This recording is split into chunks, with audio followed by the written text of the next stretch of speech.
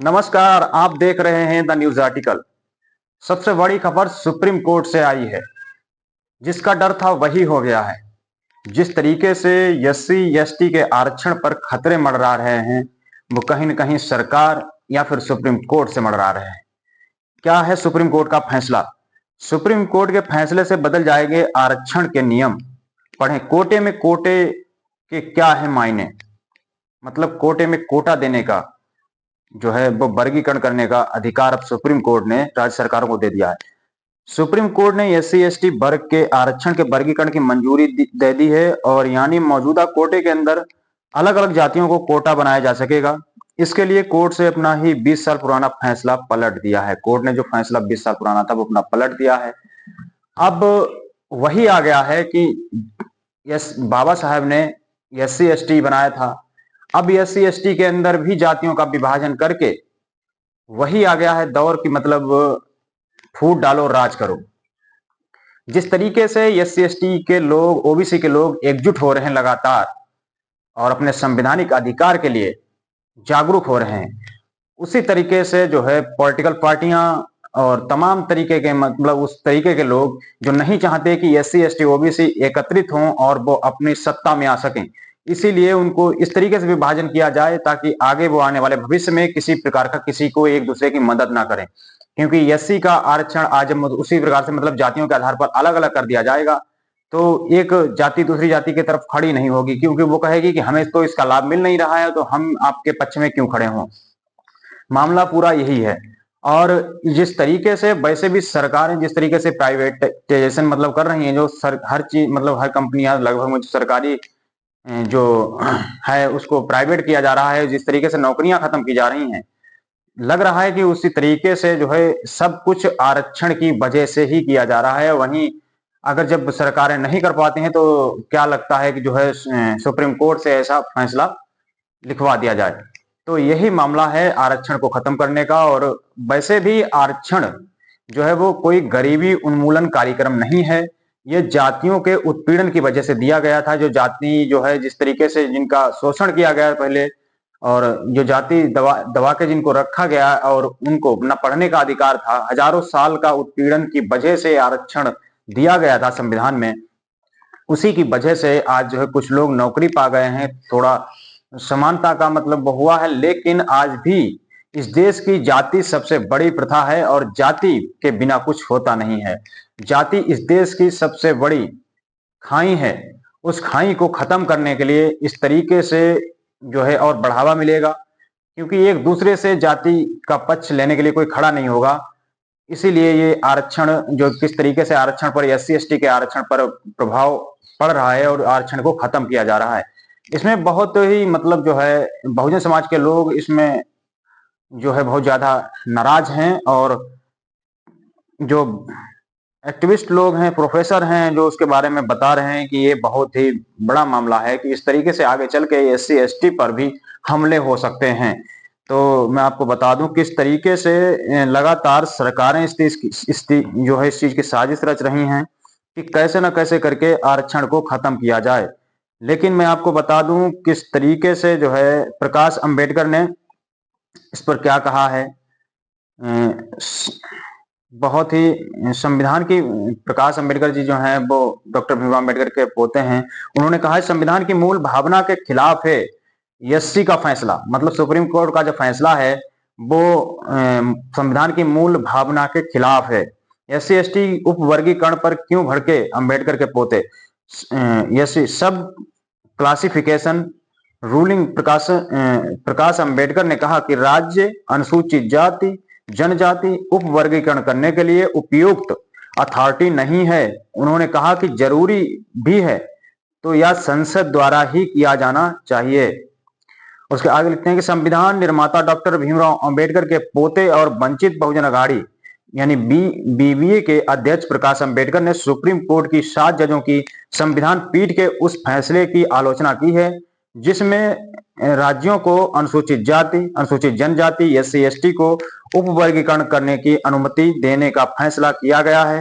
Court ने कहा है कि आरक्षण की एकरूपता के लिए यह जरूरी है कि एससी एसटी कोटे के अंदर वंचित समूह की पहचान कर उन्हें वास्तविक आरक्षण का लाभ दिया जाए और लोग पहले से लाभान्वित हैं उन्हें क्रीमी लेयर में लाकर कोटे से बाहर कर दिया जाए। तो आप सोच सकते हैं कि आप अगर हितैषी हैं उन जातियों को जो पिछड़ी हैं, तो उन पर एक आपको अलग से उनका स्कॉलरशिप सिस्टम कुछ अलग बनाना चाहिए, उनको स्कॉलरशिप ज़्यादा दिया जाना चाहिए, उनको जागरूक करने की ज़रूरत है।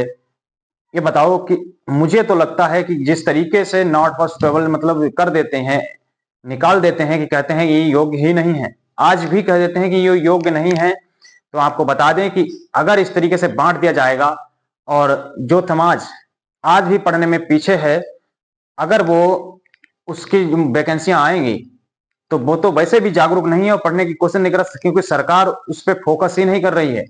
उसको पढ़ने के लिए जागरूक करने के लिए कुछ ऐसा कोई अभियान नहीं चला रही है, ना तो कुछ अलग से कुछ स्कॉलरशिप, उनका कुछ बजट अलग से नहीं दिया जा रहा है।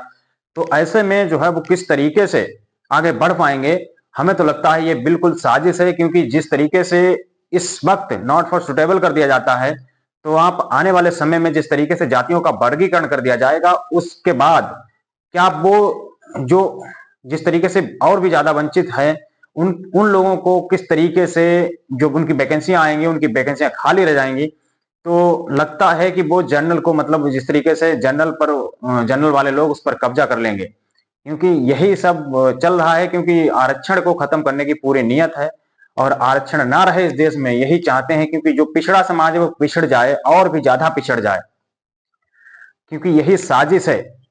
इस देश में आरक्षण लागू हुआ था तो उसकी वजह थी कि शोषित वंचित जो जातियां थीं, जिनको हजारों साल से प्रताड़ित किया जा रहा था, जिनका शोषण किया जा रहा था, जिनको पढ़ने का अधिकार नहीं दिया जा रहा था, उनके लिए यह प्रावधान किया गया था। लेकिन आज गरीबी उन्मूलन इसको कार्यक्रम समझ रखा है और गरीबी के नाम पर ईडब्ल्यूएस कोटा दे दिया गया, जो रातों रात उसका फैसला सुना दिया गया। तो क्या है मामला, ये सब मतलब आरक्षण सिर्फ एससी एसटी के आरक्षण पर बहुत बड़ा हमला, ओबीसी के आरक्षण पर हमला करने की बहुत बड़ी साजिश है। जिस तरीके से बहुजन समाज में गुस्सा है, तो वो लोग ये कह रहे हैं कि जिस तरीके से 2 अप्रैल 2019 को ये जो है जिस तरीके से सुप्रीम कोर्ट के फैसले को अपना वापस लेना पड़ा था, एससी एसटी से एक्ट के छेड़छाड़ करने से जो मतलब आपको पीछे हटना पड़ा था, वही होने वाला है क्या? ये लोग लगातार कह रहे हैं कि वही होगा जो 2 अप्रैल 2019 को हुआ था।